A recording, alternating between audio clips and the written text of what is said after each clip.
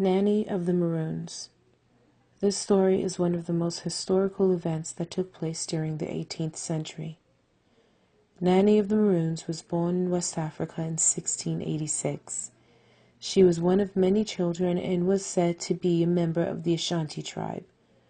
She and her brothers were captured and brought to the Caribbean through the Atlantic slave trade. Her, amongst several slaves, were brought to the island of Jamaica.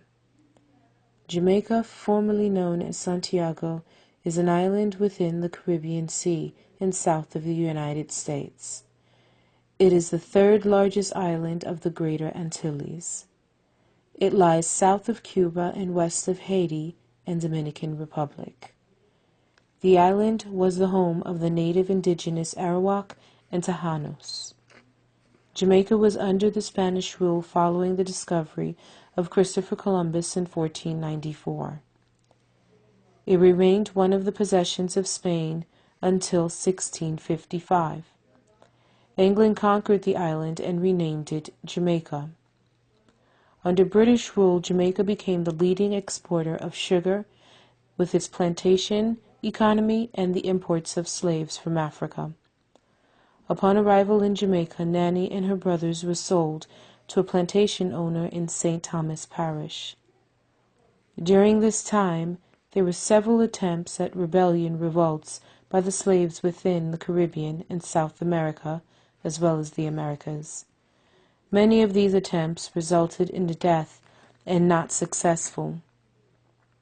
One night, while making an attempt to escape, Nanny and her 4 brothers, Akapung, Cujo, Johnny, and Kwa, ran away and escaped in the area we now call Blue Mountain, or north of the parish of St. Thomas.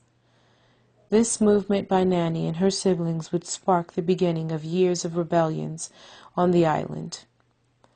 While hiding, Nanny and her brothers split up amongst the rebels and formed small Maroon communities throughout the island. In order to survive, the towns would partake in maintaining their own properties and form communities. Nanny became one of the most noted Maroon organizers. Her communities and rebels fought consistently with the former capturers. For many years, the men and women of the Maroon cities also, along with the Tejano and Arawak natives, would fight and unite against the British.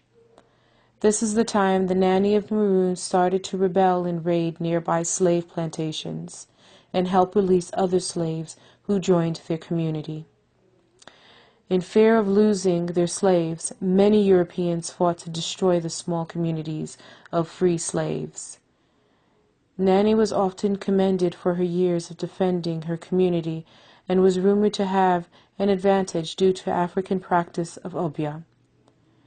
Nanny would maintain her freedom throughout the span of her adult life. It is said that she formed one of the largest Maroon communities in the island and helped free 1,000 slaves in Jamaica.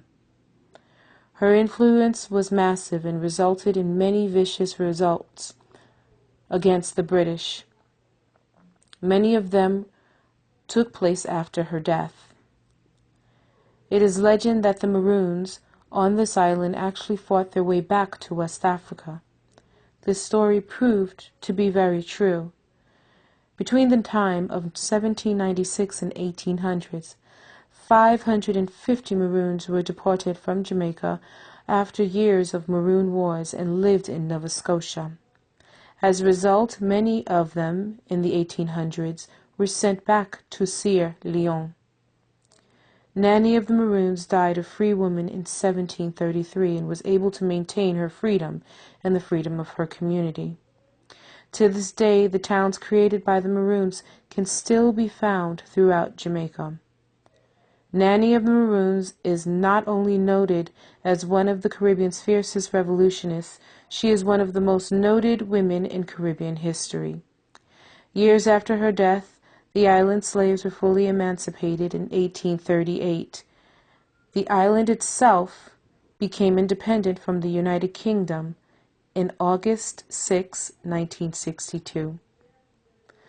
This is a brief history of Nanny of the Maroons.